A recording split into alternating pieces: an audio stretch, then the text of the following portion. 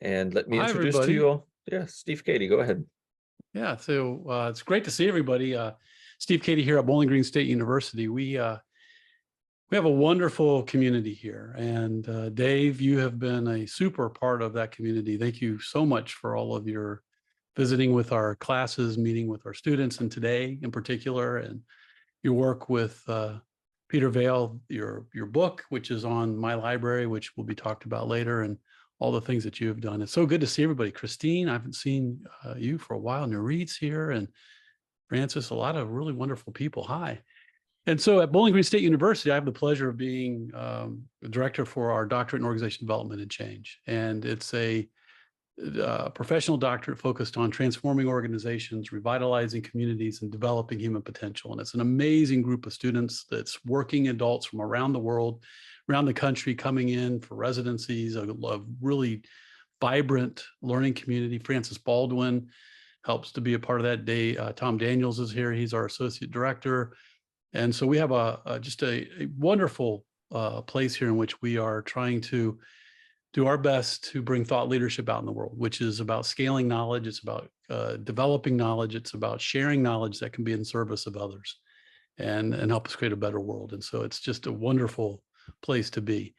I am so honored to have you here, Dave. And Teo has been working with you on the session today. So I'm going to throw a hot potato over to Teo as he kicks off our session. And so Teo, tell us your fondest memory from getting to know Dave and help introduce Dave and get us started. Oh, wow. And I'm supposed to do that in a reasonable amount of time, right? I don't get to Yes. hog this whole hour. Yeah. Okay. Yeah, well, if you want to take an hour, it's okay. No, I don't think so. So we were right in the midst of this, I think for all of us, life-altering experience of being in the midst of a pandemic, and was introduced to this budding podcaster who was sitting on an unfinished symphony, that being Peter Viall's last manuscript that Peter literally labored on, if you will, until the very end. He left us somewhat early during that pandemic time. And so Dave came to us with the proposal of like, hey, how can we turn this into a publication that people can get access to, get their hands around, and get to know what Peter cared so deeply about, that he at the end was in a hospital bed dictating and podcasting and talking about this idea of what is our practice and why is it meaningful and what does it mean to you and others.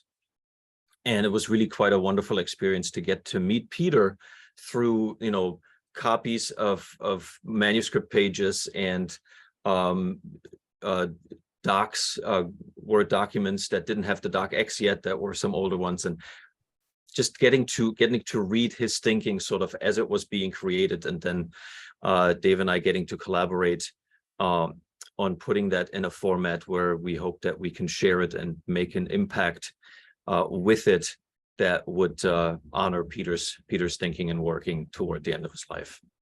And getting to meet Dave in that context and gaining a colleague and a mentor and a dear friend has been a blessing. So Dave, I'm going to toss it back over to you. Well, thank you.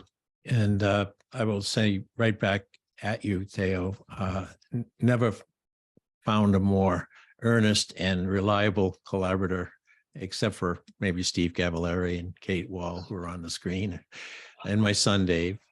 But I want to start with why practice meant so much to Peter and then to me when we began to collaborate 4 years ago. We both were management educators. We made sure our students had access to as much theory as they could take in, and that was probably the problem. It was more about how we can get them to read more theory and prove to us that they know how to use it. The concern that Peter had for years, and I certainly did right up to this moment, was what do they do with the theory once they walk out of our classrooms or take our degree and move on? Well, we were focused on managerial leaders.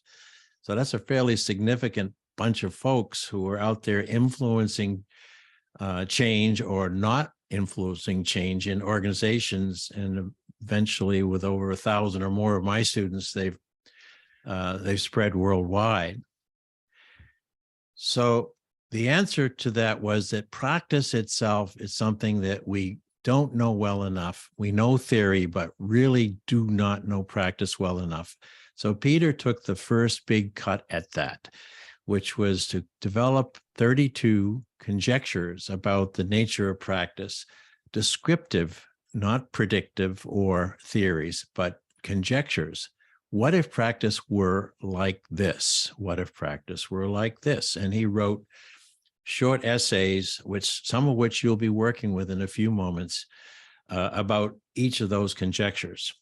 All of that is in a digital first book, which is a first for me, certainly, and maybe for all of you on screen.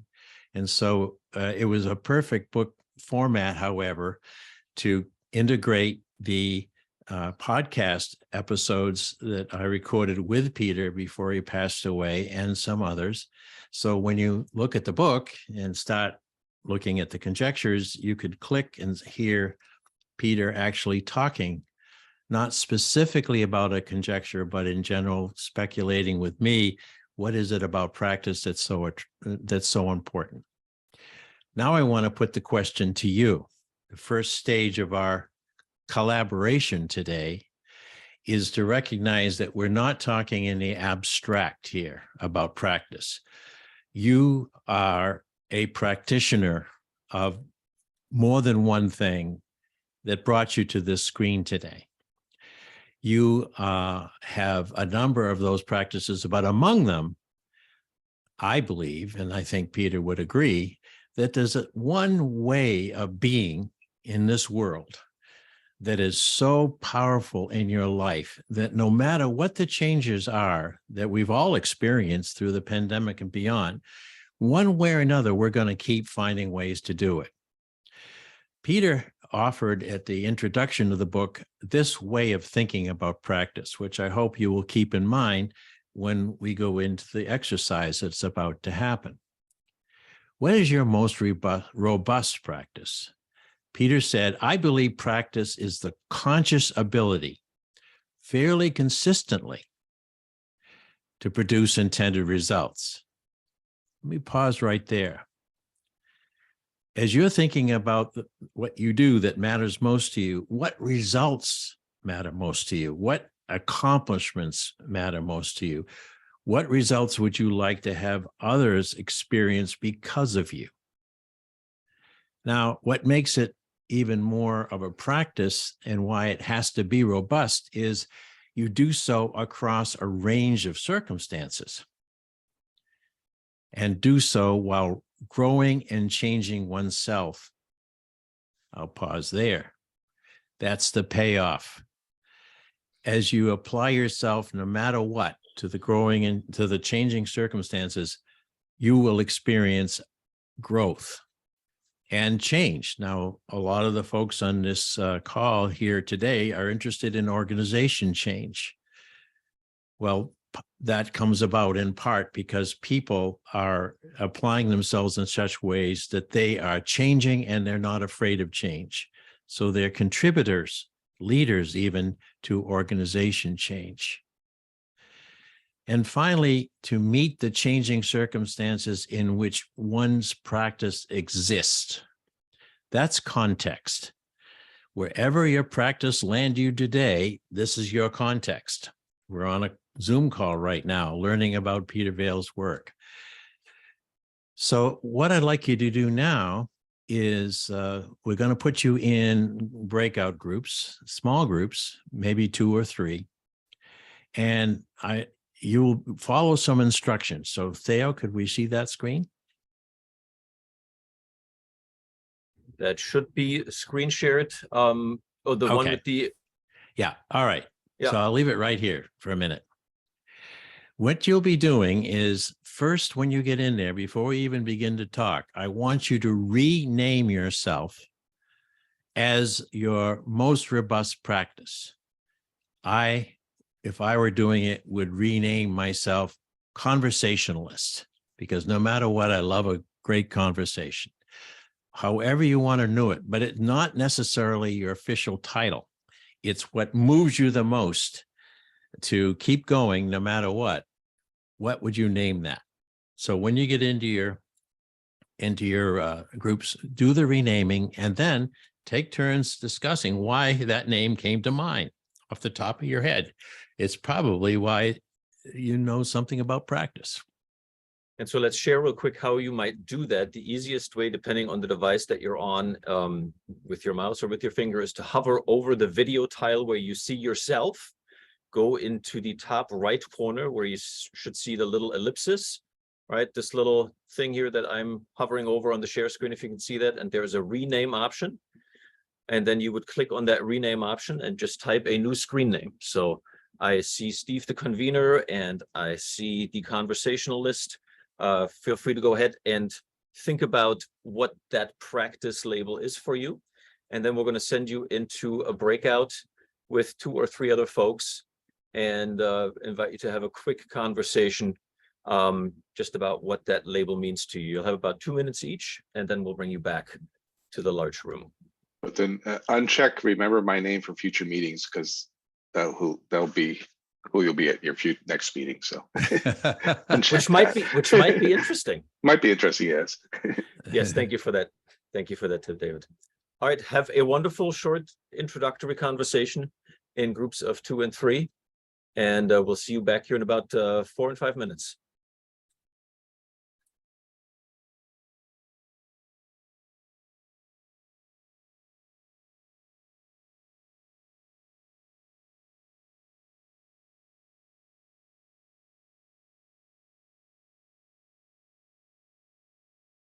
Grace, did you see a pop-up? Maybe. After all this time, I should remember to unmute when we come back out of breakouts. But it was fun to meet my 2 colleagues, and I'm going to take a quick run through. Just scan some of these names, folks, as this is practice. This is what we're about today. Each person has put forth something that they love doing and do in changing circumstances and grow with each major accomplishment. So we have presence we have a Buddhist practitioner, we have an innovator, we have a connector, and we have an educator, and on it goes. So now we're going to take you on practice as a way of being.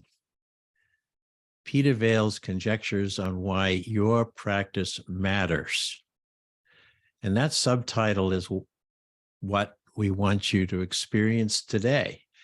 Why your practice matters, and further, why the practice of others you are coaching, teaching, co-working with matters too.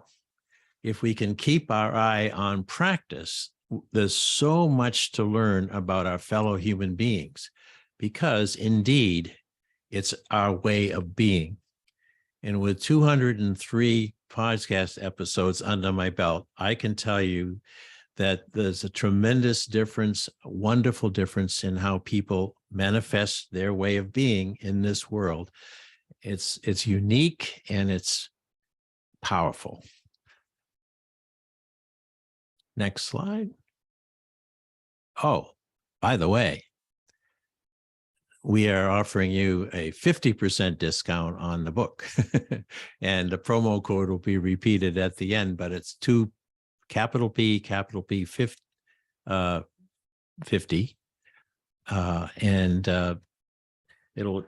savings will buy you a muffin and a small coffee.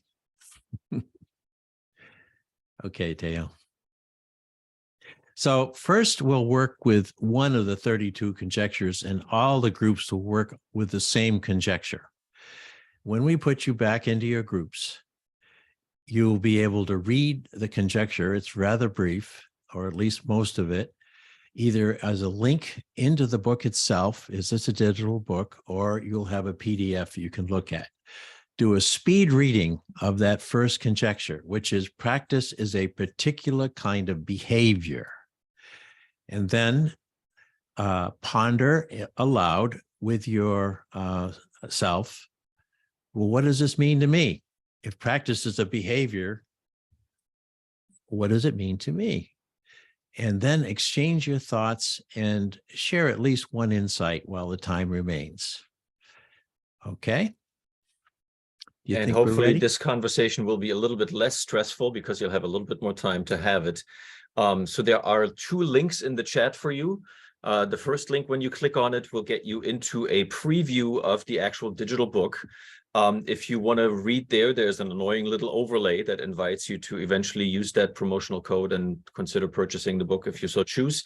If you advance the pages through that particular preview, you will not be able to go back. I just want you to be aware of that. There is also a second link that starts with drive.google.com that guides you to a PDF. And in that PDF document, if you want to pull that up on your screen, you should be able to scroll forward, backward, and read the same content, again, Conjecture 1. So look for your chat for a moment and make sure that you click on one of the links in your chat box so that you have Conjecture 1 available to you. I will repost that also in our announcement section for the breakout rooms, but you probably want to grab that link right now, click on it so you have that open, so that when you join your conversation partners here in one moment, that you have that ready to go. Everybody okay with that initial step? See a couple of nods and thumbs up. When you see it for the first time, you'll see how it was a conversation between Peter's work and I. You'll see my thoughts about it first, and then you'll read Peter's original thought. So I invite you into that conversation, and we'll be back here in about 9 minutes. Enjoy.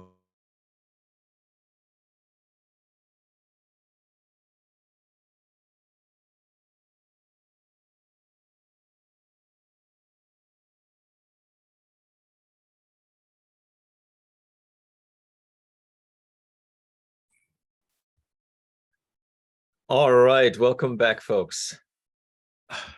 Over to you, Dave. Wow. So practice is a particular kind of behavior.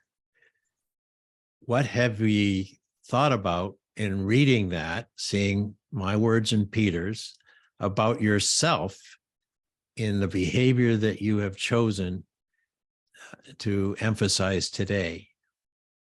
What about practice as a particular kind of behavior? Anyone?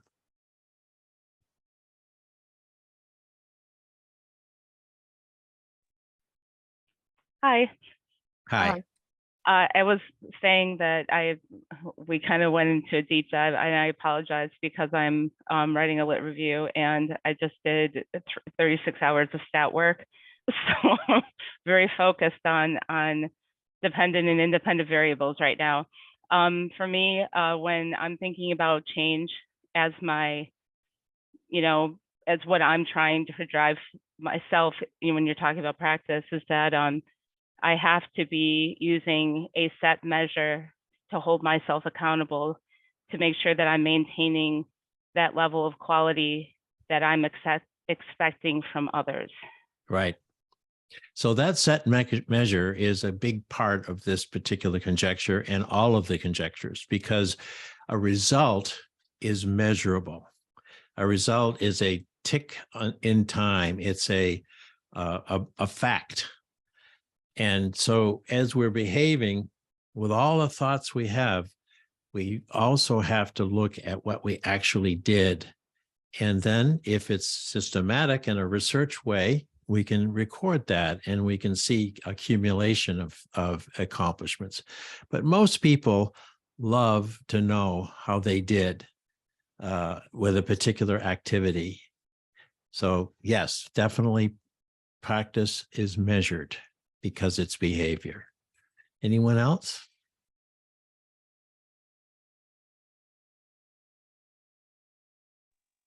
Hi, Dave. I'll jump in. Okay, Todd. Hi there.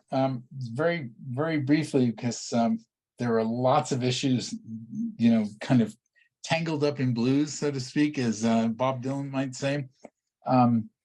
Open-mindedness is something that, open-mindedness, and as Heather mentioned, one of the other individuals in our group, talked about flexibility, looking at the ability to process in information now and do like your son was in our group too for, data management and trying to pull together enormous resources and go through it.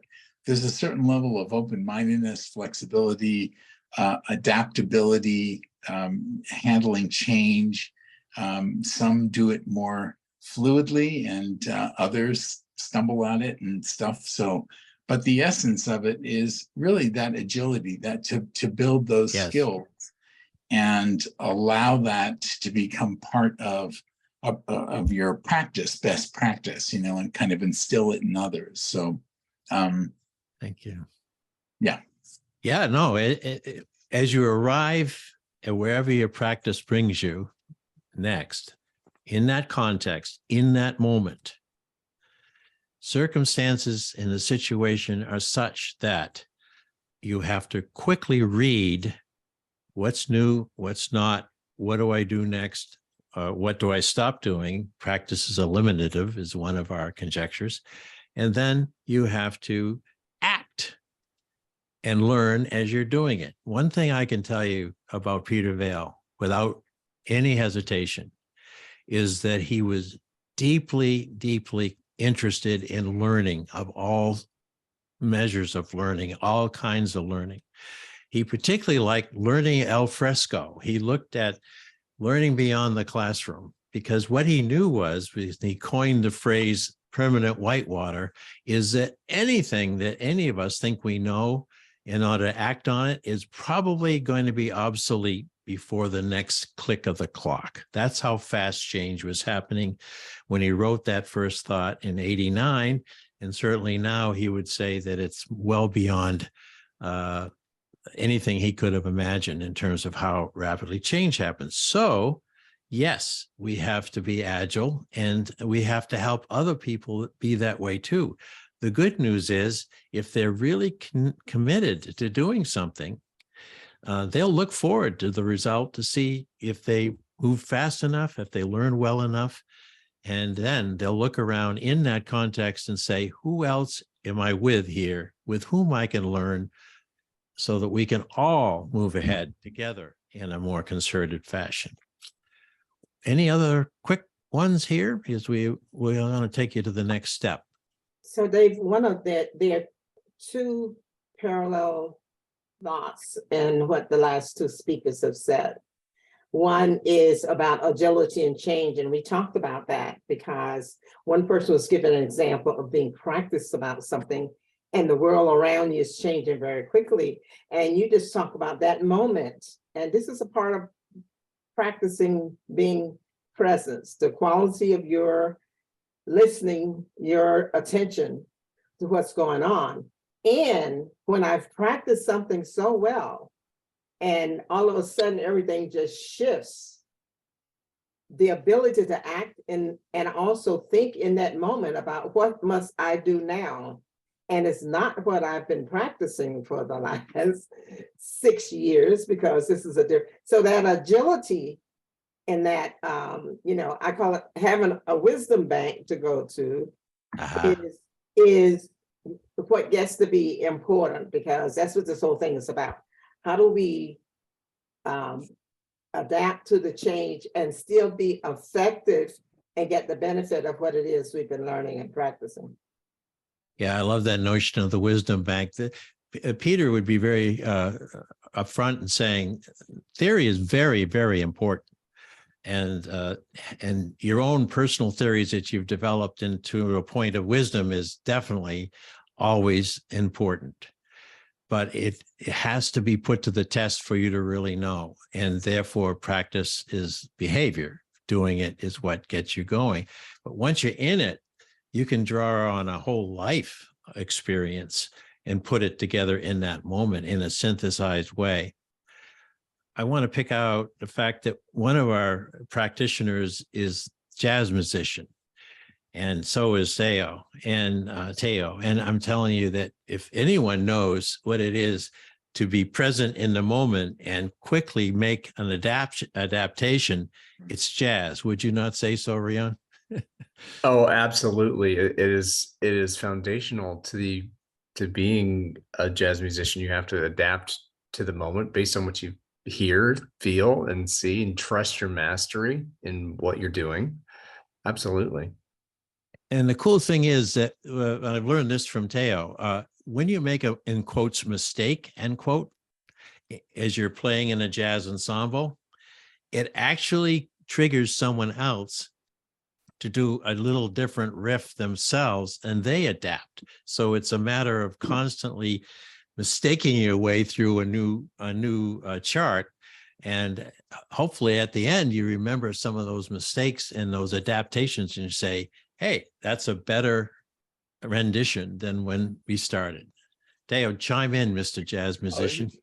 You and I had this conversation, and Yeah. actually I spoke, we touched, Ryan and I touched on it. We had a conversation on Monday that we hope will continue, but I am personally convinced that, for example, one of my big idols, who is Johann Sebastian Bach, the prolific Baroque composer, I am convinced that a good number of his compositions were the result of him sitting at the organ or at the piano and making a mistake and going, wait, where did that thing, that was, here's a new sound. I'm going to use it. I'm going to write it. It's going to now be part of this composition. And the same thing happens, I think, in many forms of music all the time, but particularly in the ones that are intentionally improvisational, that what happened as a mistake in the moment becomes a new direction, a new path, a new iteration of a piece of music or a shared experience that otherwise wouldn't have happened. And so I think what I hear Peter say sometimes in the things that he's written is like, allow for that space. Oh yeah. You might find new avenues in your practice that if you force yourself into a box of perfectionism, you won't get there. Yeah, he would be very clear on that. One of the conjectures, the 32nd conjecture, was that practice is a laboratory for life. If you go into every experience ready to, with an experimental mind, of course, but ready to discover, then you're going to have a lot more fun in life. Yeah. Todd, go ahead. I just wanted to your point. I always said that the brain is an R&D lab, always open to wonder. Like it's always open to wonder. And the thing is, I wanted to ask all of you, how do you feel all of the advanced AI now that's happening, and not just chat, GPT, how is that going to accelerate this entire process where people are actually rifting with these, augmented technology-enabled learning, processing, and so forth? It has definitely accelerated the pace of learning, and I'm just curious how you're all dealing with that now. And I'd like to speak to this. This is I'm terrified by this chat, whatever this. It's a horrible. Yeah, that thing is horrible. You should not be using it, and definitely not be using it to write research papers or anything like that. The danger of not understanding your data and allowing somebody else, which is really what we're talking about, letting somebody else tell you what the data says. It fuels distrust in the government. It causes problems with religion, because you're allowing someone who's supposed to be speaking on your behalf or looking out for your best interest to tell you what the data is actually saying in front of you. It's really dangerous, and I think people need to take a step back and consider what not knowing the impact of your decisions. There's got to be a checkpoint to say, we're going too far. Let's take a step back and stop pushing. What's the end goal? Well, the problem is that with all of the engines now that are competing with another, Bing, Microsoft, Google. Unfortunately, to your point, I'm totally resonant with what you're saying. And it is very, very, there must be caveats and all kinds of things. Why do you that we need have it? to. Why is it We- needed? Well, unfortunately, that's what's pushed now, and it's pretty overwhelming, actually. And I think we're going to see serious consequences as a result of it. Unless we put something in place to say enough is enough. Well, far, too far. This is the kind of dialogue that's going to be going on a lot more in the future, because all of us are in what Peter Viall called a social technical realm, socio-technical realm. He studied way back with the Tavistock folks and some others early in his career. He always said, and certainly when I was in his classroom back in the late 60s and early 70s, that this kind of dialogue, which we're having right now, is going to be going on. And it was back then. I can't remember what the technical insult to our humanity was back then, but it was probably nuclear weapons or something that was going to make human life very different one way or another. And so, yeah, if you think about all of the different ways that Peter spent close to 10 years with a lot of help from his friend Sandy Prinz to get these thoughts on paper. What he is showing us is that if you agree that practice itself is quite fascinating, your own is always there as your personal traveling laboratory of life, but also observe others. See how others are now, for example, looking at this chat box thing. Are they embracing it? Are they testing it? Are they running away from it? These are the things that we can keep our eye on. But from those of all of us are concerned about the quality of community life and organizational life. So we have to recognize that there's going to continue to be these creative tensions between human behavior and the other, or human intelligence and artificial intelligence. We're coming close on time. Teo, how would you like us to move? I just want to say that I feel strongly that I'm sorry, Stan, I didn't see your hand. From having met Peter through his manuscript, if you will, that he would be curious as to, yes, identifying the challenges and dangers that you speak to, innovator. But I think he would have been curious, like, okay, how can this help us? What are the practice ways in which we can grab this and say, yes, over here, but not over here. I want to, Stan will honor your request here in a second. I want to share with you that we have prepared for you a bit of an additional set of bits and bytes of these conjectures that we wanted to share with you and to honor your presence here.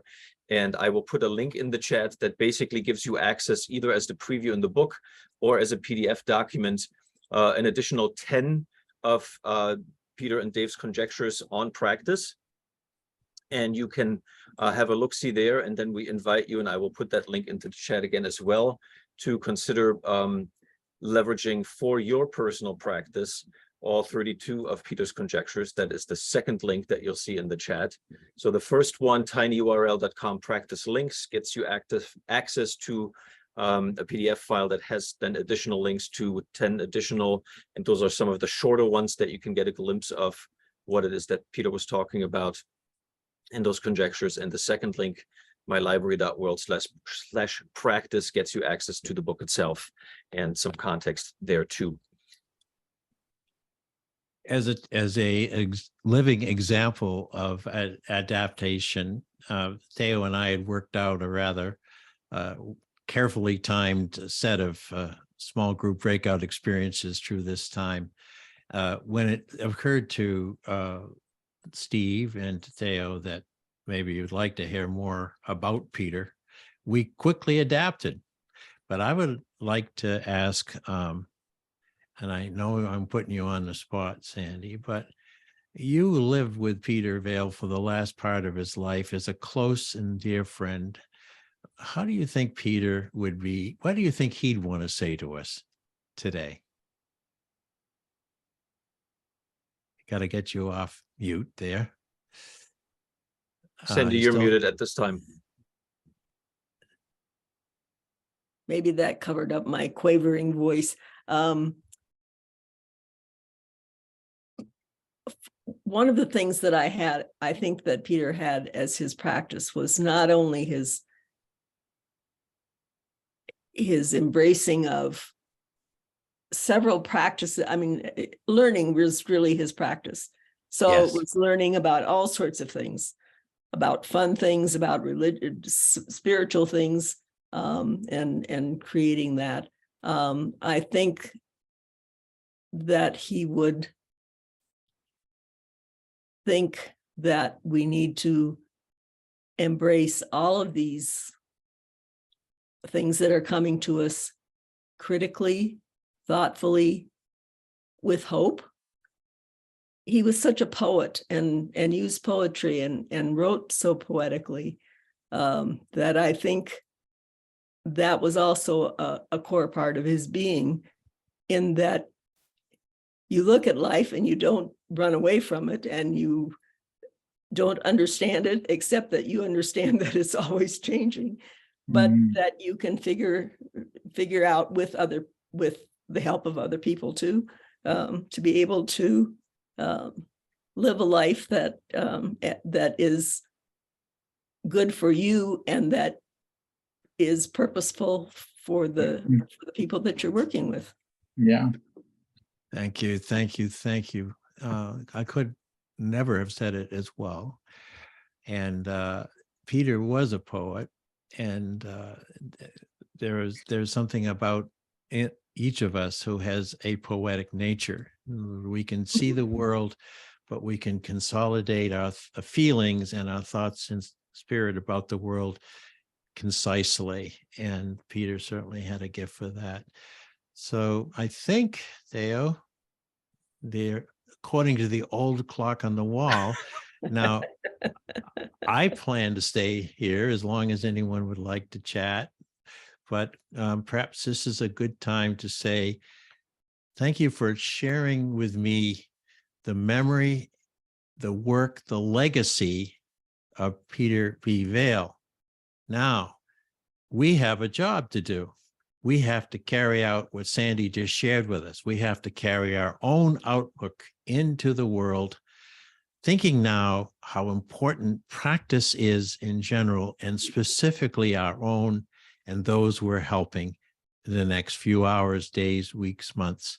So Peter was a great teacher. Now, in his honor, let's all be great teachers.